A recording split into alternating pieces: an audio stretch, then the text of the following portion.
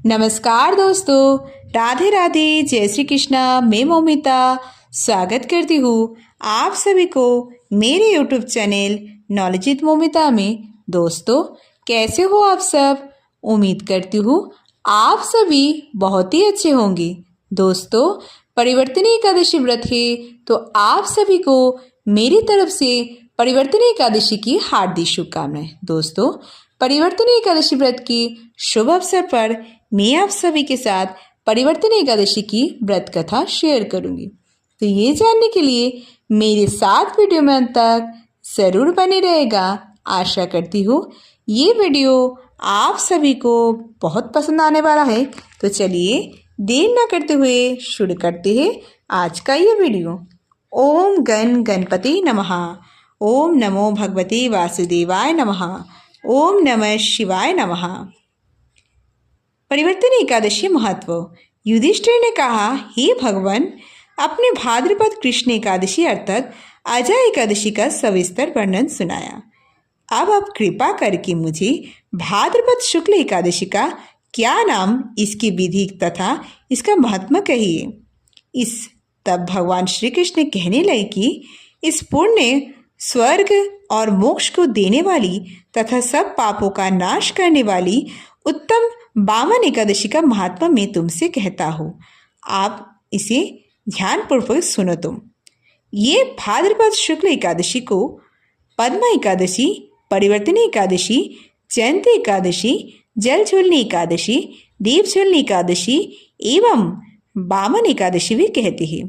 इस दिन यज्ञ करने से वाजपेयी यज्ञ का फल मिलता है।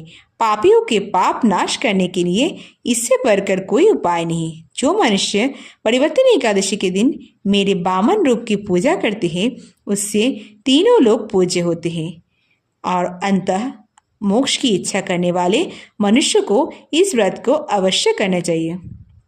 जो कमल नयन भगवान का कमल से पूजन करते हैं वे अवश्य भगवान के समीप जाते हैं। जिसने भाद्रपद शुक्ल एकादशी को व्रत और पूजन किया उससे ब्रह्मा विष्णु सहित तीनों लोगों का पूजन किया।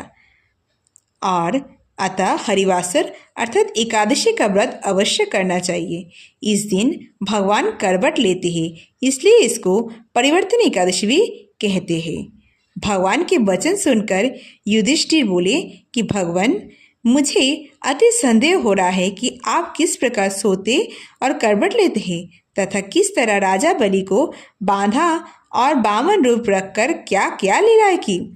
चातुर्मास के व्रत की क्या विधि तथा आपके शयन करने पर मनुष्य को क्या कर्तव्य है, सो आप मुझसे विस्तार से बताइए। तो आइए परिवर्तन एकादशी व्रत कथा शुरू करते हैं।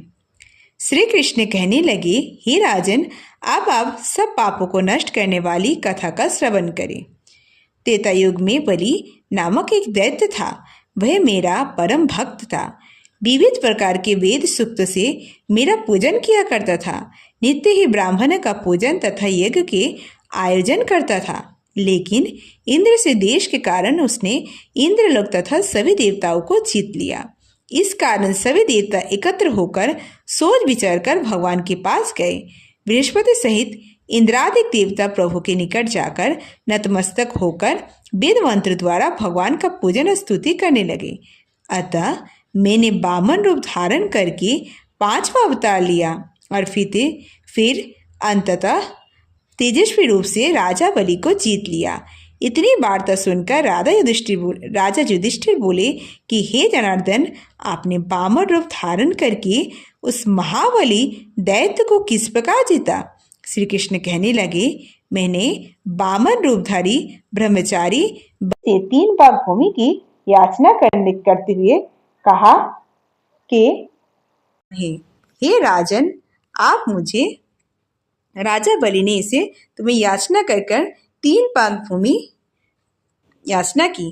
3 भाग भूमि का संकल्प मुझको दे दिया और बलि से 3 भाग भूमि का याचना करते हुए कहा, ये मुझको 3 लोगों के समान है और ये राजन, ये तुमको अवश्य ही देनी होगी। राजा बलि ने इसे तुच्छ याचना समझकर 3 भाग भूमि का संकल्प मुझको दे दिया और मैंने अपने त्रिविक्रम रूप को बढ़ाकर यहाँ तक कि भूलोक में पद, भूवर्लोक में जंघा और स्वर्गलोक में कमर और महलोक में पेट और जनलोक में हृदय और यमलोक में कंठ की स्थापना कर सत्यलोक में मुख उसके ऊपर मस्तक स्थापित किया। सूर्य, चंद्रमा आदि सब ग्रहगण, योग, नक्षत्र, इंद्र आदि देवता, शेष आदि सब नागोगण में विविध प्रकार से वेद सूक्त से प्रार्थना की। तब मैंने राजा बलि का हाथ पकड़कर कहा कि हे राजन, एक पद से पृथ्वी, दूसरे से स्वर्गलोक पूर्ण हो गए, अब तीसरा पग कहाँ रखूं? तब बलि ने अपना सिर झुका लिया और मैंने अपना पैर उसके मस्तक पर रख दिया, जिससे मेरा भय भक्त पाताल को चला गया। फिर उसकी विनती और नम्रता को देखकर मैंने कहा कि हे बलि, मैं सदैव तुम्हारे निकट ही रहूंगा। विरोचन पुत्र बलि से कहने पर भाद्रपद शुक्ल एकादशी के दिन बलि के आश्रम पर मेरी मूर्ति स्थापित हुई। इसी प्रकार दूसरी क्षीर सागर में शेषनाग के पृष्ठ पर हुई। हे राजन, इस एकादशी को भगवान शयन करते हुए करवट लेते हैं, इसलिए तीनों लोकों के स्वामी भगवान विष्णु का उस दिन पूजन करना चाहिए। इस दिन तांबा, चांदी, चावल और दही का दान करना चाहिए। रात्रि को जागरण अवश्य करना चाहिए। राधे राधे। जय श्री कृष्ण, जय श्री हरि विष्णु, जय माता लक्ष्मी, जय गणपति बाप्पा। तो दोस्तों, आज परिवर्तन एकादशी की व्रत कथा यहीं पर समाप्त हुआ। दोस्तों, कैसी लगी आप सभी को आज का ये वीडियो मुझे कमेंट करके ज़रूर बताइएगा। वीडियो अगर अच्छी लगी हो तो वीडियो को ज़्यादा से ज़्यादा लाइक और शेयर जरूर कीजिएगा। ऐसे और वीडियोस पाने के लिए मेरे चैनल नॉलेज विद मोमिता को जरूर सब्सक्राइब कीजिएगा और सब्सक्राइब के बगल में बेल आइकन दबाना मत भूलिएगा, ताकि नए वीडियो की नोटिफिकेशन जल्द से जल्द मिल जाए। कमेंट में जय श्री हरि विष्णु, जय माता लक्ष्मी, जय गणपति बाप्पा लिखना मत भूलिएगा। आप मुझे फेसबुक, इंस्टाग्राम में फॉलो कर सकते हैं। मेरे फेसबुक और इंस्टाग्राम लिंक डिस्क्रिप्शन बॉक्स में दिया गया है, आप चाहे तो चेक कर सकते हैं। आज के लिए इतना ही, मैं मिलूंगी नेक्स्ट वीडियो में। तब तक के लिए tata, bye, thanks for watching. Radhe Radhe, जय श्री कृष्णा।